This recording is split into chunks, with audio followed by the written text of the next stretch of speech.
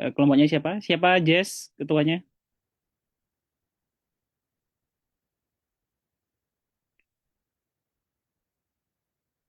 Halo Jessica, ada Jessica nggak di sini? Ada kelas A? Hadir dokter. Iya. Siapa kelas? Ya, kelompoknya siapa kelas nih yang kelompok C? Dokter, mohon maaf, tiap kelas itu dibagi dari A sampai L nih. Jadi kelas A ada kelompok A, B, C, D, E, F, G sampai L gitu. Iya, Dan juga iya seterusnya. ini yang kelompok C-nya nggak ada ngumpul ini. Oh, dari Iya, kelas saya dok. kelas A itu kelasmu. Oh, gimana? Jadi nanti eh, kelas A, kelompok C nanti presentasi. Ya, tolong disiapkan. Terus kelas C, kelompok B yang CPOHB. Terus kelas D yang Alkes. Oke, ada yang masih bingung?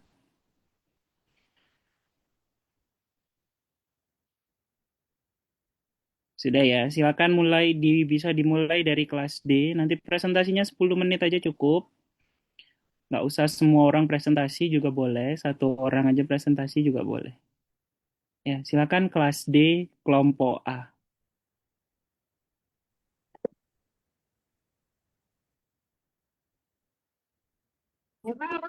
Baik, tunggu sebentar dok untuk share screen dok. Ya,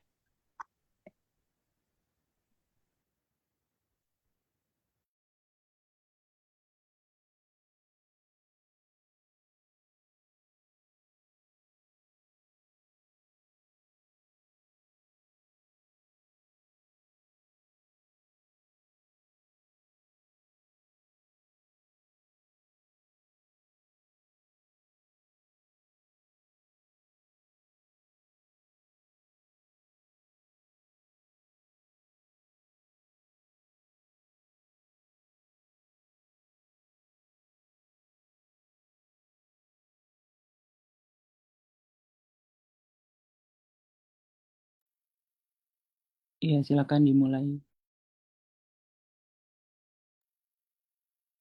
Baik, apakah layar PPT sudah terlihat dok? Sudah, sudah. Baik, selamat malam buat dok dan juga teman-teman sekalian. Perkenalkan kami dari kelompok D1 akan menjelaskan mengenai materi alat kesehatan hewan. Boleh di next slide. Berikut adalah anggota kelompok dari kelompok B1, ada Imari Purwawa Ari dengan NIM akhir 006, Eptratina Bulan dengan NIM akhir 021, Amelia Para dengan NIM akhir 024, Nipo Toranti dengan NIM akhir 036, dan juga ada Liga Galuh Aisparia dengan NIM akhir 047. Oh, next slide. Baik, berikut adalah pendahuluan. Jadi, alat kesehatan hewan atau Alkeswan adalah instrumen perangkat atau mesin yang digunakan dalam pelayanan kedokteran hewan untuk tujuan diagnosis, pencegahan, pemantauan, dan juga pengobatan penyakit pada hewan. Alat ini mencakup berbagai jenis peralatan seperti alat diagnostik yaitu USG dan juga X-ray dan mikroskop, dan untuk alat tindakan medis seperti spuit, kateter, dan juga infus, serta alat benda yang digunakan baik secara langsung maupun tidak langsung dalam penanganan kesehatan hewan. Penggunaan alat kesehatan hewan harus memenuhi prinsip keamanan, efektivitas, dan juga sterilisasi guna mencegah infeksi dan juga meningkatkan keberhasilan tindakan medis. Go next slide. Baik, berikut adalah klasifikasi alat kesehatan hewan. Yang pertama, menurut fungsinya. Peralatan di fasilitas kesehatan menurut fungsinya dibagi menjadi medis dan juga non-medis. Untuk peralatan medis sendiri digunakan untuk pemeriksaan dan juga perawatan pasien seperti alat diagnostik yaitu X-ray, ECG, MRI, CT, dan juga USG. Serta alat penunjang seperti urinal dan juga pispot. Sedangkan untuk perawatan non medis tidak berhubungan langsung dengan tindakan medis, tetapi dapat membantu kelancaran operasional seperti peralatan dapur, generator, dan juga perlengkapan pencucian. Yang kedua, menurut sifat pemakaiannya, berdasarkan sifat pemakaiannya itu peralatannya dibagi menjadi dua, yaitu ada alat yang habis dipakai dan juga alat yang habis digunakan terus-menerus. Alat yang habis pakai hanya digunakan sekali, lalu dibuang untuk menjaga kebersihan seperti spuit, plester, dan juga kasa. Sedangkan alat yang digunakan terus-menerus, yaitu setelah dibersihkan atau disterilkan seperti termometer, tensimeter, urinal, dan juga spot. Next slide.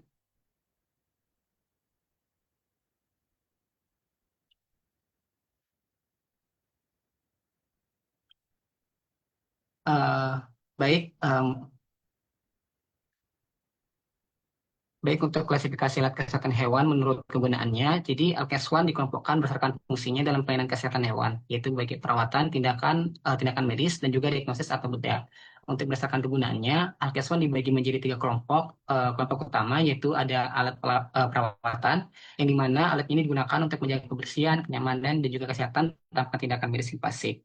Nah, untuk fungsinya sendiri, yaitu pertama untuk menjaga kebersihan dan juga kesehatan hewan, yang kedua mencegah timbulnya penyakit, dan yang ketiga mendukung kesejahteraan hewan. Untuk contoh alat kesehatan hewannya bisa lihat pada gambar, yaitu ada yang pertama sikat bulu, yang kedua ada gunting kuku, dan yang ketiga ada kandang. Next slide. Untuk menurut kegunaannya sendiri, melalui alat tindakan medis adalah alat yang digunakan dalam tindakan non medis non bedah untuk pemeriksaan maupun terapi. Dan untuk fungsinya sendiri itu dapat membantu proses pengobatan, melakukan tindakan medis ringan, dan juga dapat mendukung diagnosis awal. Untuk contohnya sendiri ada squid, ada infuset, kateter, dan juga stetoskop. Next slide.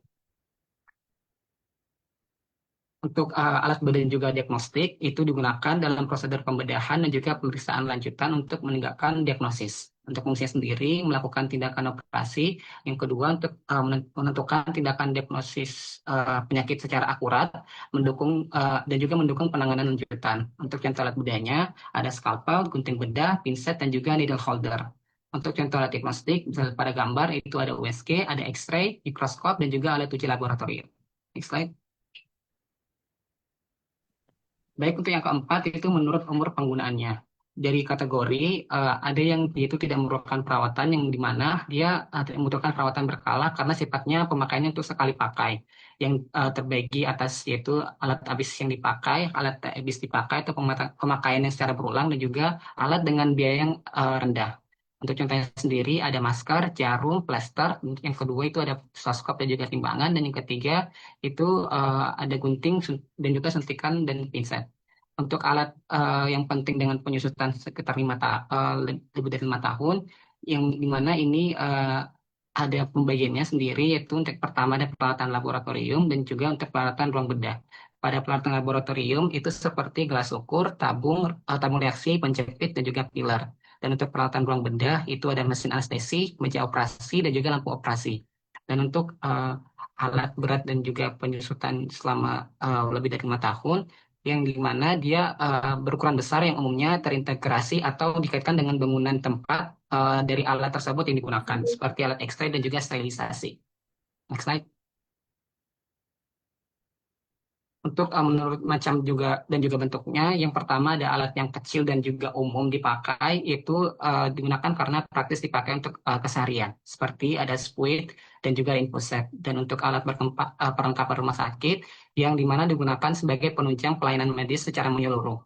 Untuk contohnya sendiri ada meja operasi, autoclave atau untuk sebagai sterilisasi, lampu operasi, peralatan bedah, dan juga kasa. Dan untuk alat laboratorium sendiri, yaitu berfungsi untuk sebagai penunjang penegakan diagnosis dan juga analisis sampel.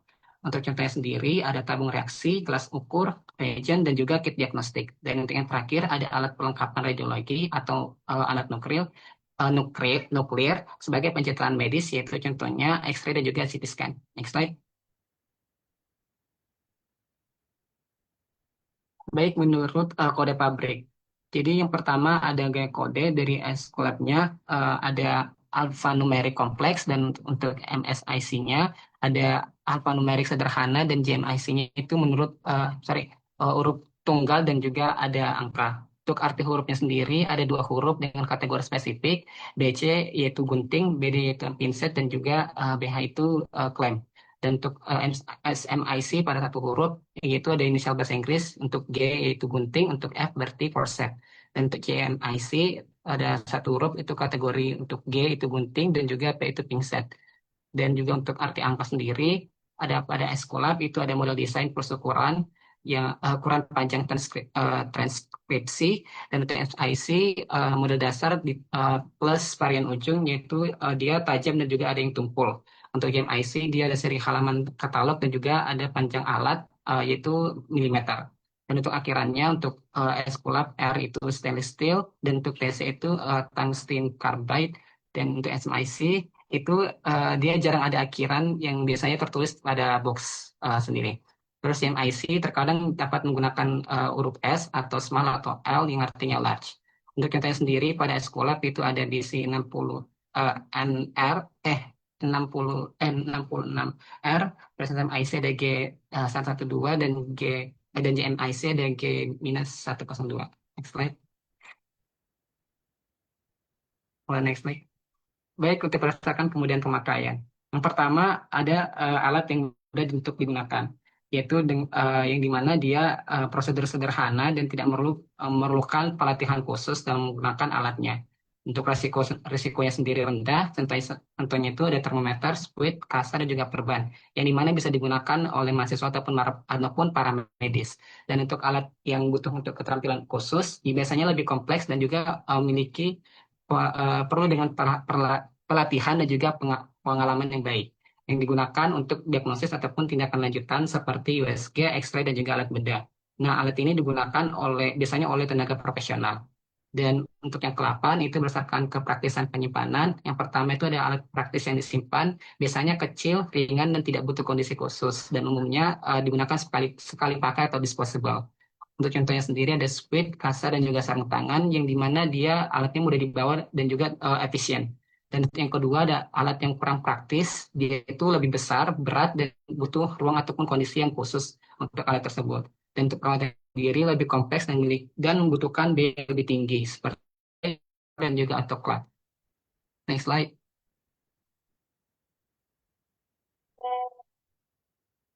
Baik, berikut adalah kesimpulan dari presentasi kami pada hari ini, yaitu alat kesehatan hewan merupakan komponen penting dalam menunjang pelayanan kedokteran hewan, baik dalam proses diagnosis, tindakan medis, maupun perawatan hewan. Dengan semakin berkembangnya jenis dan juga fungsi alat kesehatan, diperlukan adanya penggolongan agar penggunaan alat dapat digunakan secara tepat, efektif, dan juga efisien sesuai dengan kebutuhan di lapangan. Penggolongan alat kesehatan hewan dapat dilakukan berdasarkan berbagai aspek seperti fungsi, sifat pemakaian, kegunaan, umur peralatan, bentuk, kode pabrik, kemudahan pemakaian, serta kepraktisan dalam penyimpanan. Hal ini juga dapat bertujuan untuk mempermudah tenaga medis veteriner dan mahasiswa dalam memilih, serta mengelola alat kesehatan secara optimal. Next slide. Baik, sekian dari presentasi saya mengenai kelompok berbeda yang saya barusan jelasin. Jika ada kata yang satu pun kurang berkenan, saya minta maaf. Sekian dan terima kasih, Dok. Saya kembalikan kepada Dok Yuda. Oke, terima kasih kelompok D1. Kenapa kelompok kelas D maju? Karena tidak ada gambar di papernya, tidak sesuai dengan PPT. Ya, nanti tolong ditambahin gambarnya. Ya, contoh. Sebenarnya materinya sudah komplit daripada kelas yang lain sebenarnya, cuman hanya penambahan di gambar. Ya, tolong nanti saya Putra ditambahkan di gambar di papernya ya. Baik, Dok. Oke, itu saja. Nanti untuk pertanyaan silakan yang lain tulis di kolom komentar. Kita lanjut dulu ke kelas C ya. Silakan. Baik, Dok, izin untuk share screen. Ya,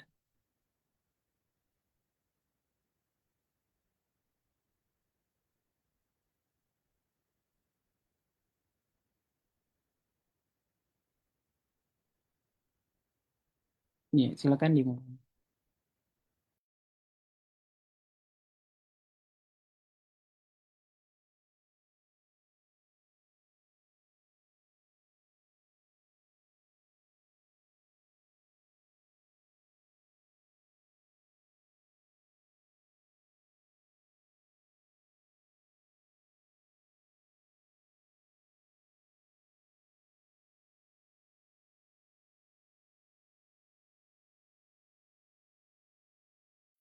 Selamat malam, Dok Yuda dan teman-teman. Eh, Kami dari kelompok B kelas C akan mempresentasikan tentang cara pembuatan obat hewan yang baik atau CPOHB.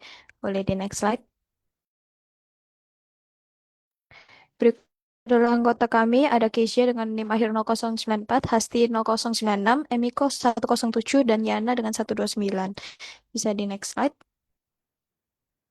Selanjutnya akan dijelaskan oleh teman saya.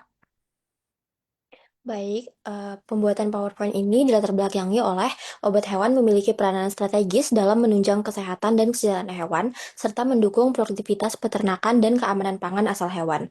Kualitas obat hewan harus memenuhi persyaratan mutu, keamanan, dan khasiat.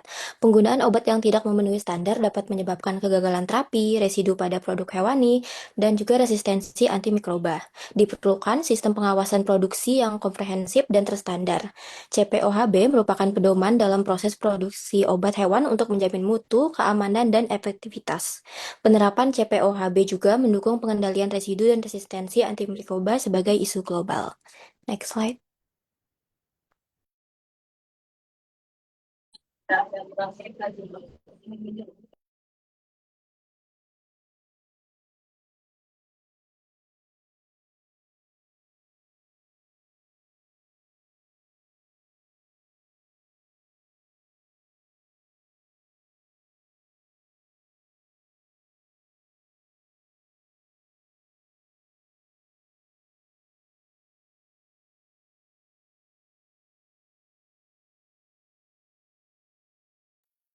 Baik, selanjutnya adalah definisi dari CPOHB atau cara pembuatan obat hewan yang baik.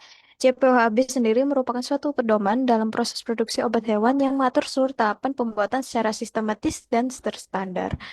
Boleh di next slide. Dasar hukum CPOHB di Indonesia sendiri mengacu pada Undang-Undang Nomor 41 Tahun 2014 serta Peraturan Pemerintah Nomor 78 Tahun 1992 tentang pengawasan dan peredaran oleh obat hewan. Secara operasional, penerapan CPOHB berpedoman pada Keputusan Menteri Pertanian Nomor 466 Tahun 1999 yang menjadi acuan utama dalam pelaksanaan produksi, serta diperkuat oleh Keputusan Direktur Jenderal Bina Produksi Peternakan Nomor 247 Tahun 1999 yang memberikan petunjuk teknis penerapan di lapangan. Selain itu, Peraturan Menteri Pertanian Nomor 15 Tahun 2021 juga menjadi dasar penting dalam aspek perizinan berbasis risiko dan sertifikasi. Boleh di next slide.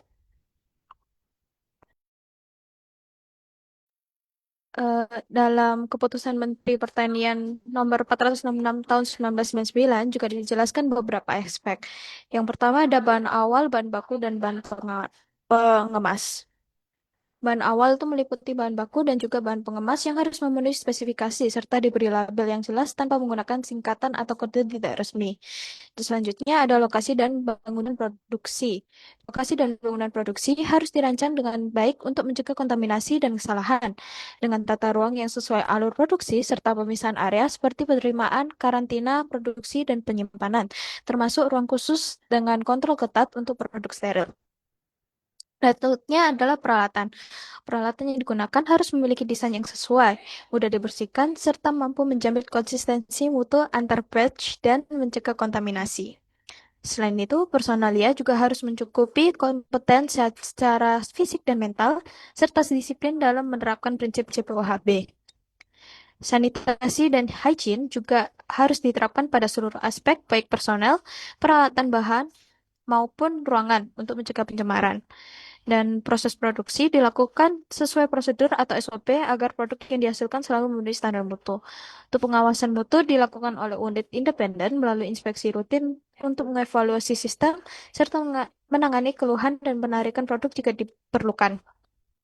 Dan seluruh kegiatan ini didukung oleh dokumentasi yang berisi SOP, catatan dan laporan yang penting untuk penelusuran serta pengendalian produksi, sehingga dapat meminimalkan kesalahan pekerja. Dan setiap produk juga dikelompokkan dalam batch, yaitu hasil dari satu proses produksi yang sama dan dilengkapi dengan nomor batch sebagai identitas untuk memudahkan pelacakan. Bisa di next slide. Baik, selanjutnya yaitu brosur. Brosur merupakan lembaran yang memuat informasi lengkap mengenai suatu obat hewan yang disertai pada wadah atau kemasan luar. Lalu ada juga sampel representatif dan juga syaratnya apakah memenuhi atau tidak.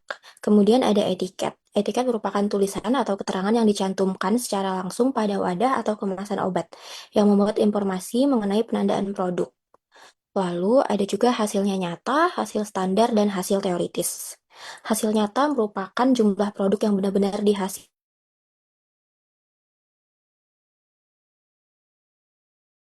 standar produksi adalah jumlah yang telah ditetapkan oleh produsen sebagai target yang seharusnya dicapai pada setiap tahap proses produksi. Sedangkan untuk hasil teoritis itu merupakan jumlah yang secara perhitungan seharusnya diperoleh berdasarkan komposisi bahan yang digunakan, dengan asumsi tidak terjadi kehilangan maupun kesalahan selama proses pembuatan. Lalu ada karantina pabrik. Status suatu bahan atau produk yang dipisahkan secara fisik atau melalui sistem tertentu untuk sementara waktu sambil menunggu keputusan hasil pemeriksaan mengenai apakah bahan atau produk tersebut layak digunakan dalam proses pengolahan, pengemasan, dan juga distribusi. Kemudian ada lot dan nomor lot. Lot merupakan bagian tertentu dari suatu batch yang memiliki sifat dan mutu yang seragam dalam batas yang telah ditetapkan. Lalu yang terakhir ada pembuatan. Pembuatan merupakan rangkaian kegiatan yang meliputi proses pengolahan, pencampuran, dan juga pengolahan lanjutan bahan baku hingga menjadi produk jadi. Next slide.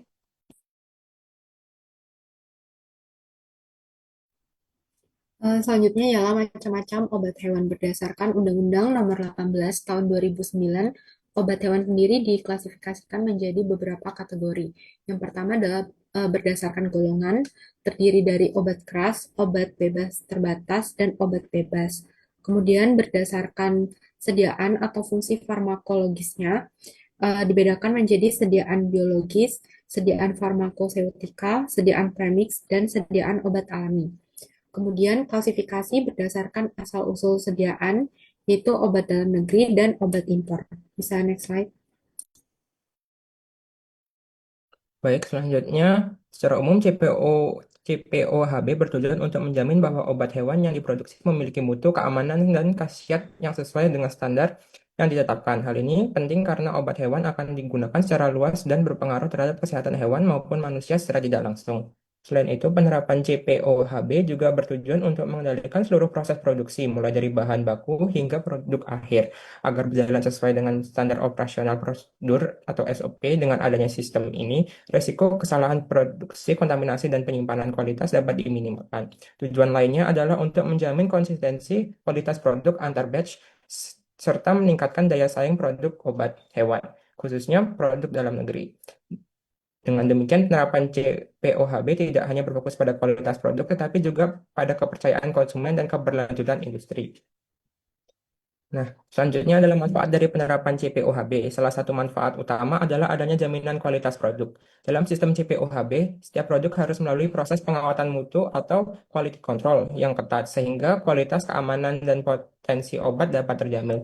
Selain itu, penerapan SOP juga membuat kualitas produk menjadi konsisten antar batch. Manfaat berikutnya adalah jaminan pelayanan kepada konsumen. Produk obat hewan yang dihasilkan dilengkapi dengan informasi yang jelas seperti komposisi, aturan pakai, cara penyimpanan, dan tanggal kadaluarsa. Hal ini membantu pengguna dalam menggunakan obat secara tepat dan aman. Selain itu, produsen juga biasanya menyediakan pelayanan purna jual, seperti konsultasi teknis terkait penggunaan obat dan manajemen kesehatan ternak. Dengan adanya jaminan kualitas dan pelayanan ini, kepercayaan konsumen terhadap produk akan semakin meningkat. Nah, selanjutnya adalah penerapan CPOHB. CPOHB atau cara pembuatan obat hewan yang baik merupakan suatu sistem yang bertujuan untuk menjamin mutu, keamanan, dan khasiat obat hewan yang dihasilkan. Dalam praktiknya, penerapan CPOHB dilakukan melalui standar operasional prosedur atau SOP yang mengatur seluruh tahapan produksi secara sistematis dan higienis. Jadi, setiap proses mulai dari bahan baku hingga produk jadi harus mengikuti aturan yang sudah ditetapkan. Selain itu, CPOHB juga mencakup berbagai aspek penting seperti pengendalian bahan baku, proses produksi, tenaga kerja, lingkungan, serta dokumentasi dan pengawasan. Dengan penerapan yang baik, produk obat hewan yang dihasilkan akan memiliki kualitas yang konsisten dan dapat dipercaya oleh konsumen. Selanjutnya adalah alur produksi obat hewan berdasarkan CPOHB. Proses ini dimulai dari pengadaan dan seleksi bahan baku yang harus memenuhi standar yang telah ditetapkan. Kemudian bahan baku tersebut diperiksa kualitasnya sebelum digunakan dalam proses produksi. Setelah itu dilakukan penimbangan dan penyiapan bahan sesuai formula yang telah ditentukan. Tahap berikutnya adalah proses produksi yang dilakukan berdasarkan SOP agar hasilnya tetap konsisten. Setelah produk dibuat, dilakukan pengujian mutu atau quality control untuk memastikan keamanan dan kualitasnya. Selanjutnya, produk akan dikemas dan diberi label, kemudian disimpan dan didistribusikan sesuai dengan ketentuan yang berlaku. Melalui alur ini, kualitas produk dapat terjaga dan tetap konsisten antar batch. Nah, Selanjutnya adalah faktor pendukung. Terdapat beberapa faktor pendukung yang dalam penerapan CPOHB. Yang pertama adalah personalia atau tenaga kerja. Tenaga kerja harus menerapkan hygiene dan sanitasi, serta mengikuti pelatihan dan pemeriksaan kesehatan secara berkala untuk mencegah kontaminasi. Yang kedua adalah lingkungan. Lingkungan produksi harus dijaga kebersihannya, termasuk pengelolaan limbah agar tidak mencemari lingkungan sekitar. Dan yang ketiga adalah sistem pengendalian yang meliputi inspeksi diri atau audit internal, dokumentasi yang lengkap, serta penanganan keluhan konsumen. Dengan adanya faktor-faktor pendukung ini, penerapan CPOHB dapat berjalan dengan baik sehingga menghasilkan obat hewan yang aman, bermutu, dan berkhasiat. Baik, selanjutnya itu bahan awal dan pengelolaannya. Bahan awal dalam konteks obat hewan mencakup semua bahan baku dan bahan pengemas yang digunakan dalam proses produksi. Prosedur penerimaan bahan awal, di mana setiap penerimaan bahan awal harus didokumentasikan secara rinci, meliputi nama resmi sesuai spesifikasi, nomor batch atau lot, tanggal penerimaan, tanggal kadaluarsa, dan juga kondisi fisik bahan. Kemudian karantina dan status bahan. Bahan awal harus ditempatkan di area karantina hingga dinyatakan memenuhi syarat oleh manajer pengawasan mutu. Status bahan awal ditandai dengan etiket khusus untuk mencegah kekeliruan. Next slide. Kemudian ada penyimpanan dan juga pengujian ulang. Bahan awal harus disimpan dalam kondisi yang sesuai dengan karakteristiknya. Persediaan bahan awal hendaklah diperiksa dalam selang waktu tertentu untuk meyakinkan bahwa wadahnya tertutup rapat, bertanda yang benar, dan juga dalam kondisi yang baik. Kemudian yang terakhir yaitu penyerahan bahan ke produksi. Bahan yang lolos karantina diserahkan ke area produksi melalui ruang khusus untuk mencegah kontaminasi silang, terutama untuk bahan yang bersifat sensitasi atau toksik. Next slide.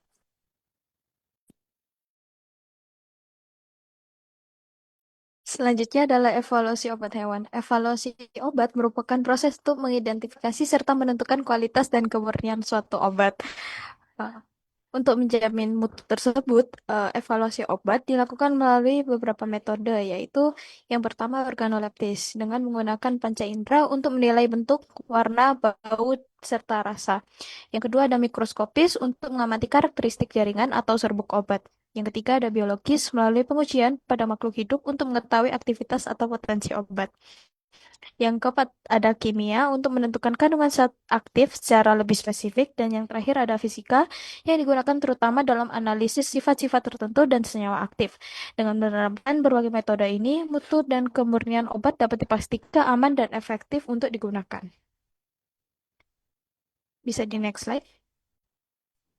Selanjutnya ialah penyimpanan obat hewan. Yang pertama ialah memperhatikan pengaturan suhunya.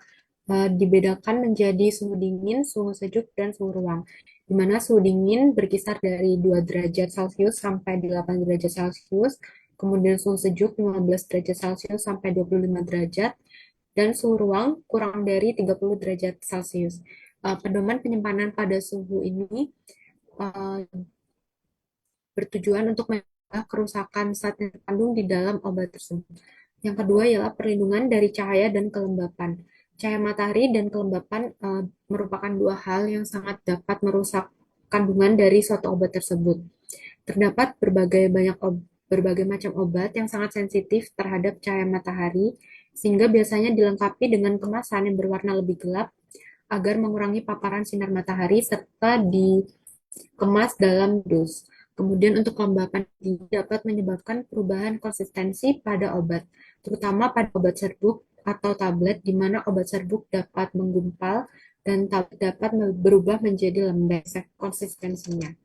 Yang ketiga ialah manajemen stok, di mana dalam manajemen stoknya digunakan sistem FIFO dan FIFO, di mana first expired, first out, dan first in, first out. Di mana sistem FIFO ini menerapkan sistem di mana obat yang tanggal kadaluarsanya paling dekat harus dikeluarkan terlebih dahulu, sedangkan pada sistem FIFO dengan obat yang datang lebih dahulu dikeluarkan lebih dahulu. Yang keempat ialah keamanan dan higienitas. Obat keras dan narkotika veteriner wajib disimpan dalam tempat dengan akses yang terbatas dan hanya dapat diakses oleh dokter hewan atau apoteker penanggung jawab. Kemudian secara higienitas diperlukan sekali penyimpanan dengan ventilasi yang baik karena sirkulasi udara yang baik dan bebas dari hama dapat menjaga higienitas obat yang disimpan. Bisa next slide. Selanjutnya, izinkan saya membacakan kesimpulan. Cara pembuatan obat hewan yang baik atau CPOHB merupakan pedoman penting dalam industri farmasi veteriner yang mengatur seluruh proses produksi obat hewan secara sistematis, terstandar, dan terkontrol. Penerapan CPOHB bertujuan untuk menjamin bahwa setiap obat hewan yang dihasilkan memiliki mutu, keamanan, dan khasiat yang konsisten serta sesuai dengan standar yang telah ditetapkan. CPOHB mencakup berbagai aspek penting, mulai dari pengelolaan bahan baku, fasilitas dan peralatan, kompetensi personalia, sanitasi dan hygiene, proses produksi, hingga pengawasan mutu dan dokumentasi. Seluruh aspek tersebut saling berkaitan dalam membentuk sistem produksi yang terintegrasi guna meminimalkan risiko kesalahan, kontaminasi, dan penurunan kualitas produk. Selain itu, obat hewan memiliki berbagai klasifikasi berdasarkan golongan, sediaan, dan asal-usulnya yang masing-masing memerlukan penanganan dan pengawasan yang berbeda. Penerapan CPOHB juga berperan penting dalam mendukung pengendalian residu obat, mencegah resistensi antimikroba, serta menjaga keamanan pangan asal hewan dalam kerangka One Health. Bisa di next slide. Sekian dari presentasi dari kelompok B. Saya kembalikan kepada Dok Yuda. Oke, terima kasih, Emiko. Silakan lanjut terakhir kelompok C-nya.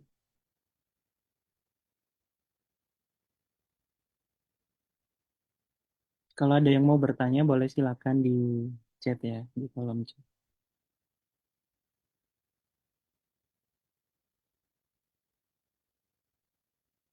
Silakan kelas A.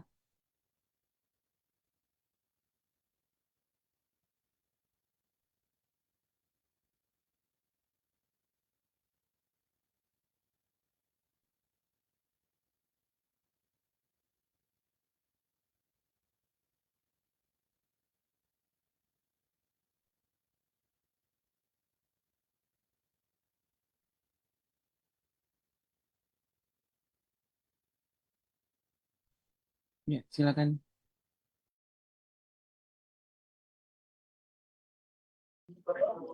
Baik, sebelumnya terima kasih waktunya dok dari kelompok kelas D, kelas A, kelompok C akan menjelaskan tugas Apple beras. Bisa next slide.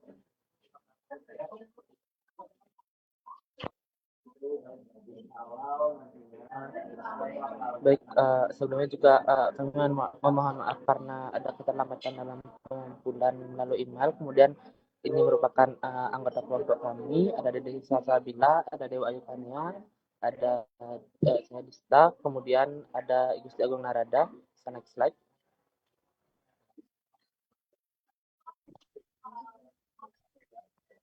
Baik, selanjutnya adalah pendahuluan, di mana dalam dunia farmasi, bentuk sediaan obat memegang peranan penting dalam menentukan efektivitas dan keamanan terapi. Salah satu bentuk sediaan yang masih banyak digunakan adalah serbuk, yaitu pulvis dan pulveres. Keduanya memiliki karakteristik yang berbeda, terutama dalam hal pembagian dosis, cara pembuatan, dan cara penggunaannya. Oleh karena itu, pemahaman mengenai pulvis dan pulveres sangat penting agar obat dapat digunakan secara tepat, aman, dan sesuai kebutuhan pasien. Bisa di next slide. Selanjutnya yaitu pengertian pulvis dan pulveres, di mana pulvis adalah sediaan obat berbentuk serbuk kering yang telah dihaluskan dan dicampur homogen namun tidak dibagi ke dalam dosis tertentu, sehingga penggunaannya biasanya ditakar sendiri oleh pengguna. Sedangkan pulveres adalah sediaan obat berbentuk serbuk kering yang juga halus dan homogen, tetapi sudah dibagi dalam dosis yang sama dan dikemas per bungkus, sehingga lebih praktis saat digunakan dan menjamin ketepatan dosis. Tolong di next slide. Selanjutnya saya akan menjelaskan tentang perbedaan pulvis dan pulveres dalam bentuk tabel, di mana pada definisinya sendiri, pulvis adalah serbuk obat yang tidak dibagi per dosis, jadi biasanya dipakai dengan cara ditakar sendiri. Sedangkan pulveres adalah serbuk obat yang sudah dibagi-bagi dalam dosis yang sama, biasanya dalam bentuk bungkusan kecil atau puyer. Adapun juga keuntungan dan kerugian, di mana untuk pulvis, keuntungannya lebih fleksibel, bisa diambil sesuai kebutuhan dan mudah dibuat. Kekurangannya itu dosis bisa tidak tepat, tergantung pada takaran pasien dan kurang praktis. Adapun juga keuntungan dari pulveres, di mana dosis sudah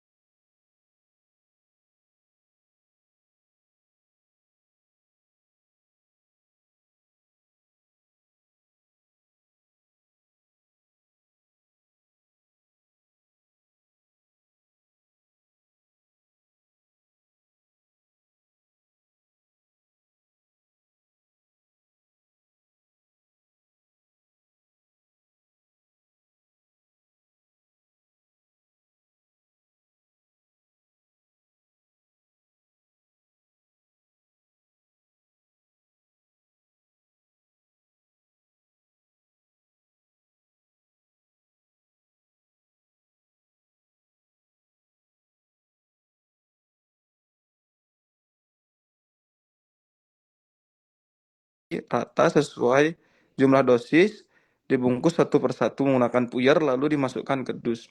Bisa di next slide. Selanjutnya saya akan menjelaskan tentang jenis pulvis dan pulveres, di mana pulvis atau bulk powder adalah serbuk yang tidak dibagi dalam dosis tertentu, biasanya disimpan dalam wadah dan digunakan sesuai kebutuhan. Pulvis umumnya digunakan untuk pemakaian luar seperti bedak atau serbuk tabur yang biasa digunakan pada kulit. Sedangkan pulveres sendiri atau dried powder adalah serbuk yang sudah dibagi dalam dosis yang sama dan dikemas dalam bungkusan kecil atau puyer.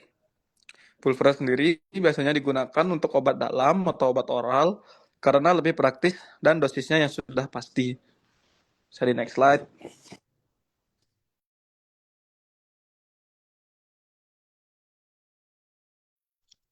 Baik, saya akan menjelaskan mengenai kelebihan dan kekurangan dari pulvis. Pulvis memiliki beberapa kelebihan yang membuatnya masih sering digunakan. Salah satunya adalah dosisnya bisa disesuaikan sesuai kebutuhan, misalnya berdasarkan berat badan hewan. Selain itu, bentuk serbuk lebih stabil dibandingkan obat cair karena tidak mudah rusak. Pulvis juga lebih cepat larut di dalam tubuh sehingga obat bisa bekerja lebih cepat. Kelebihan lainnya, pulvis bisa digunakan untuk obat dengan dosis besar yang sulit dibuat dalam bentuk tablet atau kapsul dan juga praktis karena bisa dicampur ke dalam pakan atau air minum. Namun, pulvis juga punya kekurangan. Proses pembuatannya membutuhkan waktu yang lebih lama dan harus teliti agar tercampur rata. Selain itu, rasa obat sering kurang enak sehingga kurang disukai. Pulvis juga mudah menyerap air dari udara sehingga bisa menggumpal. Dosisnya juga bisa kurang tepat, terutama jika tidak dibagi dengan benar. Selain itu, bentuk serbuk mudah tumpah dan harus disimpan dengan baik agar tetap kering. Boleh next slide. Selanjutnya adalah pemakaian pulvis. Pemakaian pulvis terbagi menjadi dua, yaitu sebagai obat luar dan obat dalam. Sebagai obat luar biasanya digunakan untuk mengatasi masalah pada kulit. Fungsinya antara lain sebagai antiseptik dan antipruritus atau anti gatal. Contohnya adalah pulvis aspersorius atau serbuk tabur seperti bedak yang berfungsi menyerap kelembaban dan menjaga kulit tetap kering. Selain itu ada juga one powder atau serbuk luka yang membantu mempercepat penyembuhan dan mencegah infeksi. Pulvis juga bisa digunakan sebagai pulvis dentrificus atau serbuk gigi yang memiliki tekstur sangat halus. Dalam penggunaannya, pulvis harus dibuat sangat halus atau disebut pulvis subtilis agar tidak mengiritasi kulit. Dengan menjaga area tetap kering, pulvis juga dapat menghambat pertumbuhan mikroorganisme. Sementara itu, sebagai obat dalam, pulvis digunakan melalui mulut, baik diminum langsung atau dilarutkan dalam air atau dicampurkan ke dalam pakan dan air minumnya, terutama pada hewan. Karena bentuknya serbuk, pulvis lebih cepat larut sehingga proses absorpsi dan onset kerja obat juga lebih cepat. Selain itu, dosisnya fleksibel dan bisa digunakan sesuai dengan berat badan dari pasien. Yang sangat penting, dan pulvis juga cocok untuk pemberian obat dalam dosis besar dan terapi kombinasi. Contohnya adalah obat antasida, antibiotik, dan laksatif. Boleh next slide. Selanjutnya akan dijelaskan oleh teman saya. Baik, selanjutnya itu adalah teknik pencampuran dan juga permasalahan pada persediaan serbuk. Pertama itu ada inkompatibilitas dalam pulveres, yaitu merupakan perubahan fisik atau reaksi kimia maupun yang lainnya yang tidak diinginkan atau bisa berdampak negatif. Untuk reaksi kimianya contohnya itu asetosol yang dapat menjadi serbuk basah jika salah penanganan. Kemudian untuk reaksi fisikanya seperti campuran asetosol dan juga bikarbonat natrius yang masukkan reaksi H2O dan dapat menyebabkan penurunan pada titik lebur. Selanjutnya ada reaksi farmakologis, yaitu adanya efek antagonis tertentu jika bahan tertentu dicampur, misalnya lumina dan juga citrisin. Kemudian juga ada metode pencampuran obat. Yang pertama ada return atau mortar method yang menggunakan mortar atau lumpang. Kemudian ada spatulation yang menggunakan spatel di atas kertas. Kemudian juga ada sifting yang merupakan metode pengayakan, dan juga yang terakhir ada tumbling yang menggunakan wadah yang digoyang. Ini next slide. Untuk metode circulation itu metode ini merupakan cara mencampur obat dalam mortir atau lumpang yang baik digunakan untuk bahan obat dalam bentuk kristal. Jika bahan obat dalam jumlah sedikit, mortar ini dilapisi terlebih dahulu dengan bahan netral untuk mengantisipasi adanya bahan yang terbuang. Kemudian untuk bahan yang memiliki berat jenis lebih besar atau berat dimasukkan terlebih dahulu, kemudian disusul dengan bahan yang lebih ringan. Kemudian juga ada metode tumbling yang merupakan pencampuran yang dilakukan dengan cara menggoyang-goyangkan serbuk dalam sebuah tempat yang tertutup. Di dalam wadah tersebut terdapat bola-bola logam yang berfungsi untuk menggiling bahan saat wadah itu digoyangkan. Kemudian metode ini sangat baik dan juga efektif untuk membuat persediaan serbuk secara besar-besaran seperti di pabrik. Mungkin bisa next slide.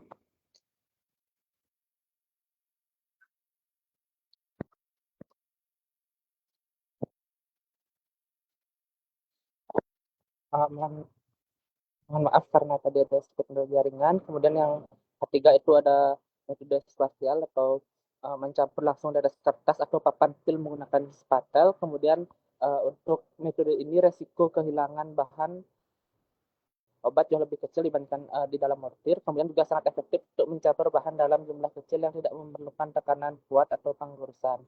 Kemudian yang terakhir itu ada metode shifting, yaitu merupakan metode pengayakan, yaitu pencampuran yang melakukan di dalam suatu ayakan. Kemudian sangat cocok digunakan untuk mencampur bahan-bahan yang memiliki massa jenis ringan. Contoh bahan yang sering dicampur dengan metode ini adalah magnesium oksida dan juga charcoal. Ini bisa next slide.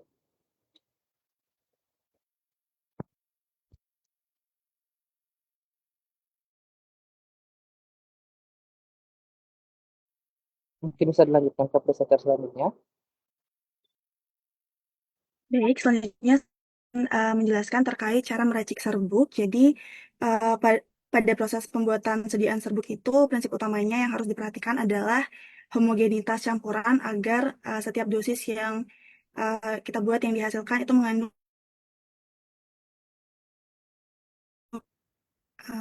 mohon maaf, apakah suara saya terdengar? Karena sebenarnya saya ada kendala sinyal. Sudah. Baik, terima kasih. Nah, serbuk ini akan disiapkan dengan cara mencampurkan bahan obat secara bertahap. Bahan dengan jumlah yang paling sedikit itu untuk memastikan zat aktif dengan dosis kecil dapat terdistribusi secara merata dalam campuran. Setelah pencampuran awal, serbuk kemudian diayak menggunakan ayakan nomor 60 untuk memperoleh ukuran partikel yang seragam, lalu dicampurkan kembali. Nah, untuk poin-poin di bawah ini, dalam kondisi tertentu itu terdapat perlakuan khusus terhadap bahan. Jadi, seperti poin pada nomor 1, jika serbuk itu mengandung lemak, maka digunakan ayakan nomor 44 karena sifat lemak itu dapat mempengaruhi proses pemisahan partikel. Lalu yang kedua, itu ada bahan dengan dosis sangat kecil atau kurang dari 50 mg, itu dilakukan pengenceran menggunakan bahan tambahan atau diluent untuk mempermudah pencampuran sekaligus menjamin ketepatan dosis. Lalu yang ketiga itu ada pada bahan serbuk kasar, itu perlu dihaluskan terlebih dahulu sehingga mencapai tingkat kehalusan yang diinginkan, kemudian dikeringkan dengan suhu yang tidak melebihi 50 derajat Celcius agar stabilitas zat aktif tetap terjaga. Boleh tolong di next slide?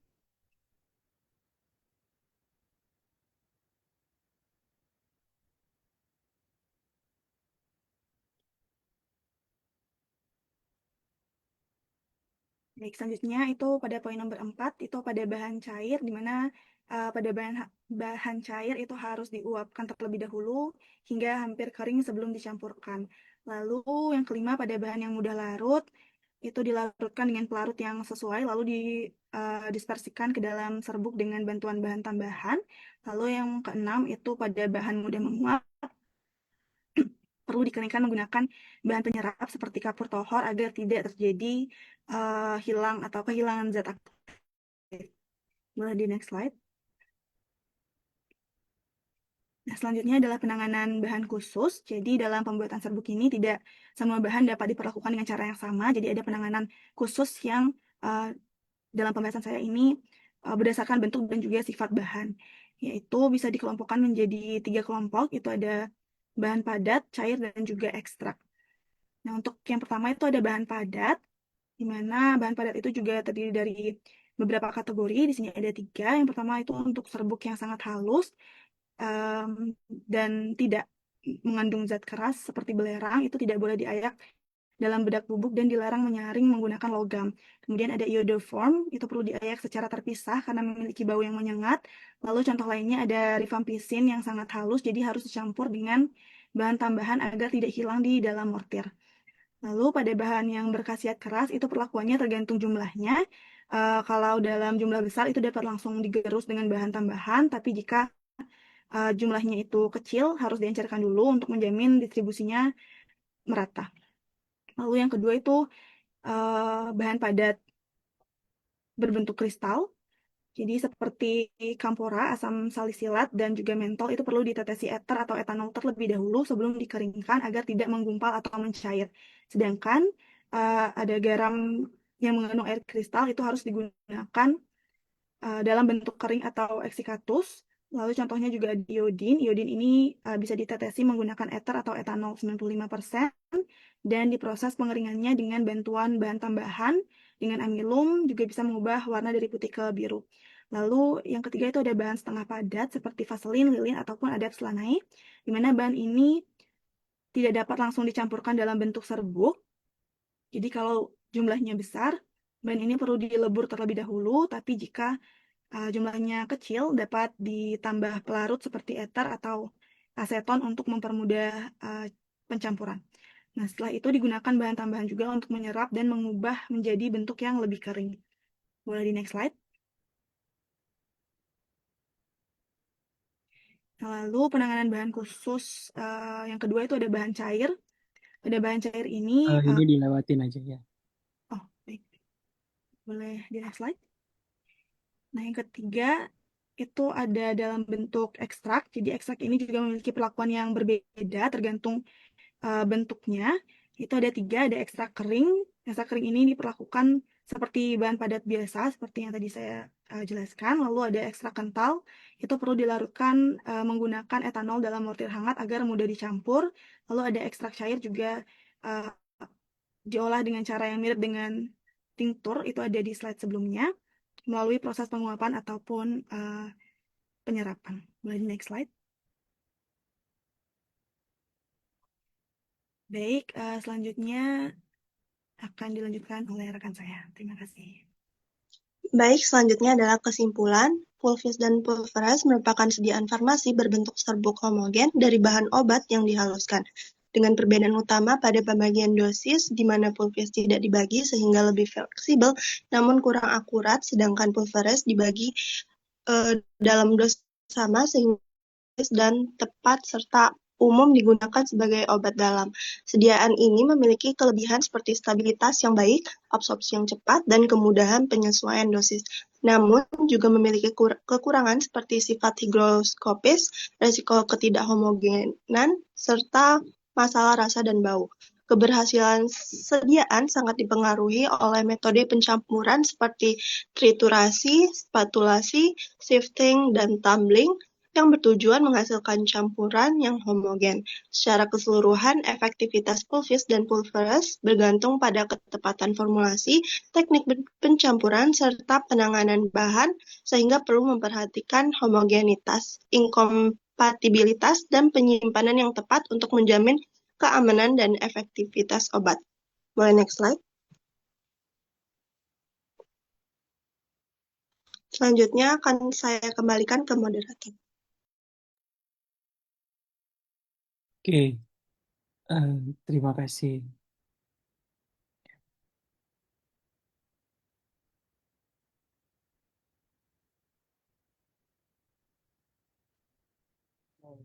Izin dokter, apakah setelah ini langsung sesi diskusi? Iya, dimatikan aja dulu, di stop share aja dulu.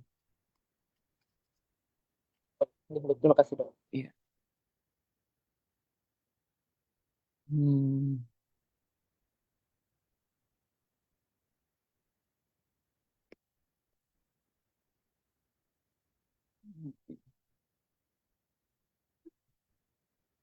Oke, jadi Sebenarnya kan kalau untuk di dokter itu kan yang paling penting adalah nulis resepnya ya teman-teman ya. Nulis resepnya, jadi nanti tolong tambahkan di punyanya Dista yang Pulvis, Pulveras, ditambahkan contoh penulisan resep. Sama teman-teman yang lain yang bentuk sediaan obat, silakan nanti ditambahkan contoh penulisan resepnya ya. Oke, biar ini agak sedikit penting ya saya sampaikan karena sampai di koas itu biasanya salah kaprah teman-teman di sini gitu. Pasti kalau udah masalah pulvis pulveras pasti pelongo-pelongo mereka kalau ketemu saya di koas gitu ya. Nanti sambil saya tambahkan untuk CPOHB dan Alkes. Jadi kalau misalnya pulvis ya teman-teman, kalau misalnya seperti ini di teknik pembuatan di sini ini dinamakan pulvis. Jadi contohnya nih ya, ambil amoksisilin 700 miligram, ya, buatlah pulvis. Ya, bagi sama rata sebanyak 14. Ditali dosis numero 14.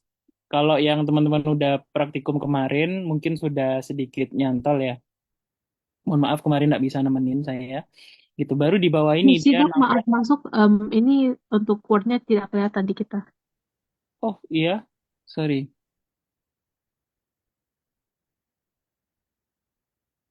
Sorry. Tunggu. Sudah masuk? Sudah dok. Oke, thank you Felicia sudah diingatkan. Oke, jadi contohnya seperti ini ya. Nah, kalau misalnya yang paling gampang ini, albendazole 300 miligram F-pulv. Nah, pulv di sini ini namanya pulvis. Karena dia tidak terbagi sama rata, tidak dibagi-bagi lagi, di bawahnya juga muncul namanya dipanggil pulvis. Singkatannya dia sama, antara pulvis sama pulveras. Ya, jadi di sini ini amoksisilin 700 miligram buatlah pulvis. Detail dosis ya, bagi sama rata atau bagi sesuai dosis di atas sebanyak 14. Kayak gitu. Ya. Nah, baru di bawahnya ini adalah berikan 2 kali sehari 1 pulveras. Di sini muncul pulveras. Ya, gitu. Oke. Jadi bedanya seperti itu. Nah, kalau misalnya nggak ada dia contohnya nggak gini. Misalnya ini saya tambahkan seperti ini, ya. Nah, secara otomatis kalau ada tambahan seperti ini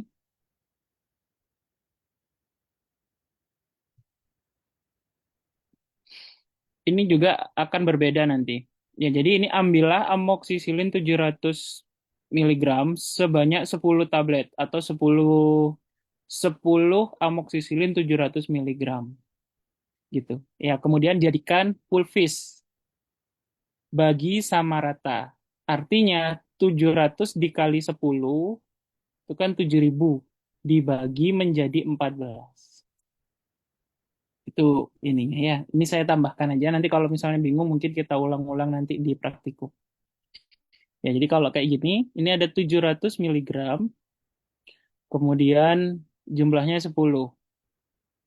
Jadi ini dikali dulu ke sini, baru dibagi 14 isinya. Ya, itu. Kalau misalnya begini, kayak tadi, kemudian di sini div in equal, berarti 700 dibagi 14.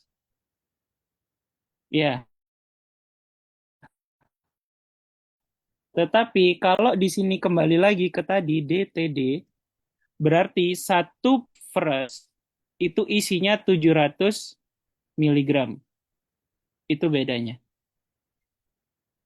Ya, nah ini soal-soal saya di nanti teman-teman di ujian kompetensi seperti ini yang di farmasi, farmakofarmasi. Soal saya seperti ini. Jadi setidaknya saya sudah memberitahu ke teman-teman semua mulai sejak S1. Perbedaannya nanti di situ. Jadi jawaban saya nanti biasanya itu saya samakan. Misalnya Di sini misalnya penghitungannya berapa, misalnya ketemu 700 miligram, artinya satu kali pemberian 700 miligram. Kemudian mana contoh eh, jawaban yang benar. Nah, biasanya saya tambah-tambahkan aja di sini ada numero berapa, numero. Nah, di sini kalau ada numero one, Bu, berarti ini dikali ya, gitu ya. Kemudian perbedaan singkatan juga harus dipahami. Kalau DTD itu adalah itu adalah jumlah di atas ini. Jumlah semua yang di atasnya ini mestinya dan berarti isinya semuanya. Kalau div inequal, divided inequal kayak gini, berarti isinya yang ada di sini dibagi segini. Itu ya. Jangan sampai bingung di sana. Ya, jadi kalau misalnya DTD isinya satu biji itu sesuai dengan yang di atasnya sini. Sesuai yang ada di atasnya sini. Gitu. Kalau div inequal itu berarti yang di atasnya ini dibagi ini, baru isinya satu bijinya di sini segitu. Di misalnya ini 700 berarti 700 dibagi 14. Isinya berarti segitu satu pulversnya. Ya, seperti itu. Atau misalnya ditambahkan seperti ini. Da in cups, berarti di sini harus muncul kapsul. Ya. Coba minggu depan saya bisa nemenin di praktikum, jadi bisa saya tambahkan nanti di sana ya. Oke, itu tambahan saya untuk di pulveris. Yang saya tekankan di materi pulveris adalah perbedaan pulvis dan pulveris. Kalau dia menulis satu seperti ini, berarti dia pulvis. Kalau ada banyak, dibagi banyak seperti ini, berarti di sini pulveris. Oke, itu ya. Kemudian kalau di alkes, alkes juga boleh dimasukkan ke dalam resep. Jadi contohnya seperti ini. Berarti ini adalah Sprite 3 cc. Dimasukkan ke dalam di dalam resepnya boleh seperti ini, boleh terpisah. Boleh terpisah artinya ditulis sendiri di sini. Misalnya air siring berapa atau air infuset misalnya kayak gitu. Atau yang lainnya gitu. Jadi sebenarnya secara peraturan semua yang kita ambil baik alkes maupun obat itu harus diresepkan sebenarnya teman-teman. Gitu ya. Oke, itu tambahan saya. Kalau untuk CPOHB itu adalah tata cara untuk pembuatan obat yang baik. Itu aja. Jadi dia udah ada standarisasinya untuk CPOHB. Sebenarnya CPOHB itu yang benar harusnya Bu Nadia yang menyampaikan. Ya, kemudian tadi yang teknik-teknik meracik itu boleh hanya sekedar tambahan saja. Cuman itu adalah kerjaan apoteker sebenarnya. Di kita harus bisa menuliskan. Jadi mengkodekan atau mengisyaratkan resep ini untuk dikerjakan oleh apoteker. Gitu. Itu kuncinya untuk sebagai dokter ya. Jadi saya kasih jalan pintasnya dulu. Oke, itu saja teman-teman. Silakan kalau mau ada yang bertanya. Tidak usah bertanya kali ya, udah jam 8. Ada yang ingin bertanya mungkin? Bertanya, Iya, silakan Dista. PPT yang direvisi itu apakah dikirim ke email lagi atau cukup di OASIS saja, Dok ya? Dikirim di OAS saja cukup. Yang sudah direvisi. Nanti kan hasil akhirnya di OAS nanti saya lihat. Bukan PPT ya, di papernya aja. Oke, Pak. Ya, Nah, terima kasih. ya, di papernya aja ditambahkan contoh resepnya.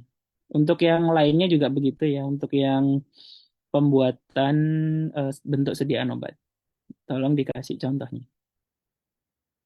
Oke, ada lagi yang ingin bertanya? Izin dok mau bertanya. Iya, silakan. Mungkin ini tidak ada hubungan dengan presentasi. Mau izin bertanya terkait pengumpulan tugasnya. Untuk PPT dan paper di OASE itu dikumpulin jadi satu atau ada terpisah gitu tinggi dok? Sama Soalnya Pak di Samsuri Ada berapa ininya? Ada berapa kolom? Soalnya di beberapa bab itu ada yang cuma tertulis PPT saja gitu. Namun di bagian praktikum itu ada paper gitu saja mungkin gitu deh. Jadi agak bingung. Oh, kalau misalnya di tugas berarti kalau cuma satu begitu, jadiin satu aja. Paper sama PPT jadiin satu, upload dah di keduanya. Ya, karena saya nanti itu yang akan melihat semuanya biasanya. Dijadikan satu aja. Semuanya dijadikan satu ya. Jadikan satu PDF, jadi atasnya papernya, bawahnya PPT-nya. Ya, karena saya belum buka OASE sama sekali. Cuman saya yang ngambil nilai di OASE nanti saya. Ya, dijadikan satu aja semuanya biar komplit ini. Oke, ada lagi? Tidak ada? Kalau tidak ada, mungkin saya cukupkan sampai di sini teman-teman. Nanti minggu depan selamat UTS. Kemudian sisa minggu ke depannya lagi, kalau memang sama sekali tidak ada kegiatan, saya pasti akan usahakan untuk offline. Ya, itu saja. Kemudian untuk yang praktikum hari Senin depan, doakan saya bisa datang, biar saya tambahkan nanti. Karena kalau kemarin pasti cuma disuruh nulis gitu aja ya, suruh ngopas dari punyanya Pak Samsuri itu aja ya, yang kelas A sama C. Betul, Dok. Betul, dokter. Iya, oke. Ya nanti yang kelas berikutnya mungkin saya tambahkan. Oke, itu saja. Eh, Teman-teman, kurang lebihnya saya mohon maaf. Semoga dapat sedikit ilmu berdasarkan. Untuk yang tadi, yang pulvis-pulversnya itu tolong dipahami betul-betul karena nanti kalian pasti menggunakan soal CBT saya. Jadi saya tidak mau anak-anak yang saya kasih tahu tidak bisa mengerjakan soal saya. Ya, jadi dari angkatan 2022 itu sudah eh, pakai soal CBT saya. Sebagian maksudnya kalau keluar. Untuk ujian dokter hewannya. Kalau ada yang niat melanjutkan menjadi dokter hewan. Kalau yang cukup sampai sarjana juga enggak masalah dilupakan. Ya, itu saja. Terima kasih teman-teman. Kurang lebihnya saya mohon maaf. Saya akhiri. Selamat malam. Selamat malam, terima kasih dok. Terima kasih, Dok. Terima kasih, dokter. Salam, dok.